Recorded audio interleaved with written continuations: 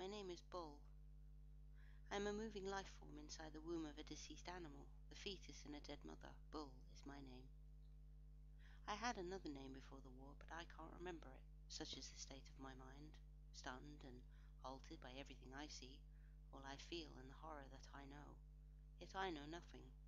Nothing of the past, excluding the events just before 1,000 suns erupted into the skies and purged life from this planet. The others I work with gave the name to me. You see, I drive the bulldozer that sweeps the mass of corpses of the dead city, a city still smoking with the whispers of war. This metallic creature also has a name, again from the others, from workers and the malformed living rot that are survivors. Within their radioactive words came the bulldozer's name, Doom Broom.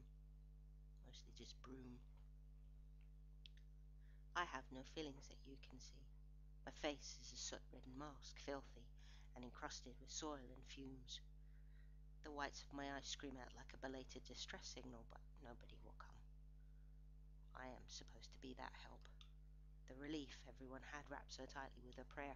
I was that saintly request for merciful deliverance, but I doubt any god would choose me as the salvation for so many dying children. I just ride the broom, whilst I sweep away the elephant-heaving masses of dead flesh. I stride a clear yet broken path, amass the culmination of every warhead's greatest dream, every world leader's most fevered desire, and take them to the fireplanes. This is where other workers set the dead alight and try to reduce them to ash, yet it only leaves stacks of charred corpses, and it looks like the X-ray of the devil's stomach. I am lucky.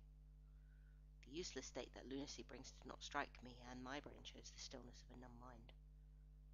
When all the flesh was reduced to carbon, so too were my emotions. I look, but cannot see. I breathe, yet do not sigh, and I live, yet I am not alive. Snapping, grinding, cracking, munching, the broom soundtrack hums in my head, even when I am not riding it. The engine growls an empty-bellied cry. It is fed fuel, yet seems to sing the pain of the world through its motor. It grinds bones to dust under its track. Skulls pop, shatter, and crumble to grit, and all the enamel from every inch of the skeletal remains of all the humanity that death has taken embeds itself to make the surface for this new road. The hardest path of any journey is the first step, they say, Bull says. The final journey is when you make the road. This town isn't big, but large enough for me never to be without a road to clear of death. I once read a sign that stood defiant against the blast that sought to flatten it. I think it used to be the town's name. The sign was broken and ripped, and I think the name was incomplete. Welcome to Crawl is all I could see before the scorch marks rendered its letters obsolete. I call this place the Crawl.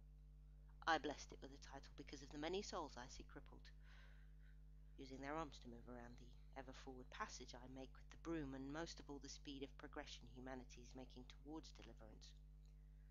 I spend my life off this steel behemoth and rebuild as work depot a large tin hut in the middle of the Crawl. This is where I sit and rest in blank-eyed silence. I sit and eat whatever I can get, fly-encrusted mushrooms mostly, or on a rare day some grilled rat. I won't tell you my favourite treat, as it is immoral as it is vile. Sometimes, in the dimly candle-lit hut, another worker may wish to share some words with me, but it's just that. An exchange of words, not a conversation, just a cerebral habit that we do, because maybe we did it before the horror. I don't recall doing it. But it always feels natural and bizarrely polite.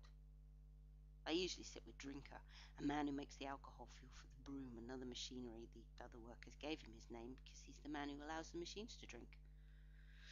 There's nothing safe or familiar in this world, so drastically torn from salvation we feel the need for something other than carnage. So we sit in the same place as we did when we first got our jobs, and this is how I remember the arrangements. The small table near the entrance is where the holes sit. Two females who cling to one another and sob, the sexual relief for soldiers and anyone willing to pay their ration of food scraps for what they do. 5 men sit at the large middle table, and they argue and fight amongst themselves constantly. I do not know what their individual names are, but collectively we know them as the Cleaners, due to their use of flamethrowers to clear large areas of land. I have called one a cleaner in the past, and he acknowledged me, so I suppose they don't have personal titles. Cook sits at table to the left of me, a large woman who makes the food scrap meals for everyone. She smokes cigarettes in what seems like an endless loop, and as big as she is, I never see her eat. I'm sure they only pay her in fags. Mr. Symes sits on the right of me. He always sits alone and is the only person I know who came here with a name already. He must have had a mind that resisted the shock that hollowed out every other worker's brain. Mr. Symes is a doctor, or as close to a doctor as you can come around here. He has a pad and makes jagged scribbling lines in it, not writing or pictures, just wide and mad scrawling lines. His usual habit is to scribble as if possessed and stop to look in the air, as if in the rapture of deep thinking, put one finger in the air, nod and smile, then return to his scribbling. This is a routine repeated until a soldier calls for his services.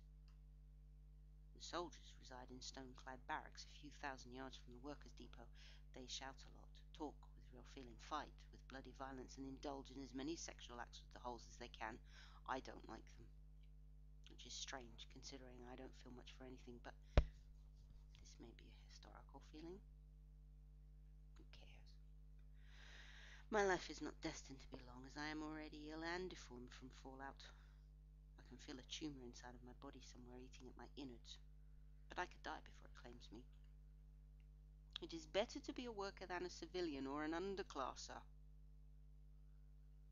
They are the people I collect in the unfeeling gleam of the broom's metal blade. I have seen many live underclassers leap into my path to disappear along with their dead kin. I don't blame them. Others watch with mouths gaping and eyes wide, but not receiving any information, and a brain behind the eyes only fit to make them move and not think.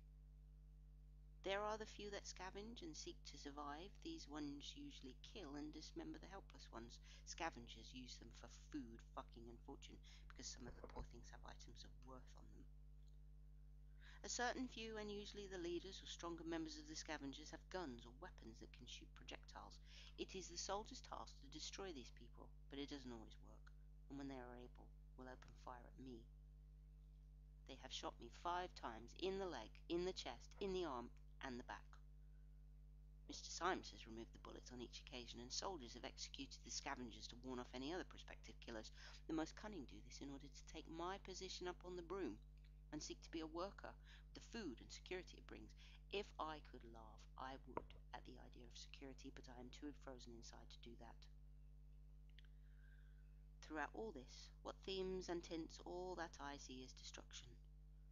The crawl sits like a broken jaw with smashed teeth in this nation, the earth burned into a smoking bronze, with brittle pieces of metal dentals coated with flaking concrete reach out of the soil like bony fingers of a subterranean beast, its digits frozen in midst of crawling motion, trying to claw back what structure is left. The beast would store all this in an ancient safe, to weep over fragments of man-splinter's sanity. I wish I could see further than the crushing materials around me, but as far as I look, all I ever see is more jagged, disintegrating buildings, schools, shops, houses. Roads ripped like cheap crepe paper, trees charred and turned into a stack of writing sticks, vehicles sprawling their metalwork like punched daisies. So I stop looking, as this may be what the country looks like all over. It may be what the planet is like from hemisphere to hemisphere. Maybe even the seas have boiled and fishes drowned on poisonous air. Below my track is in motion, and the bones are pulverized with the skulls and toes and fingers and feet. Another new path is forged, rich with death and with the carrion piled high to the grim grey sky, and then path only leads to more death. If this is the end, why is there function in the species? If this is extinction, then where is our successor? We live, but we are not alive. This is the end, but not a dead end. I am a moving life form inside the womb of a deceased animal, the fetus in a dead mother, bull.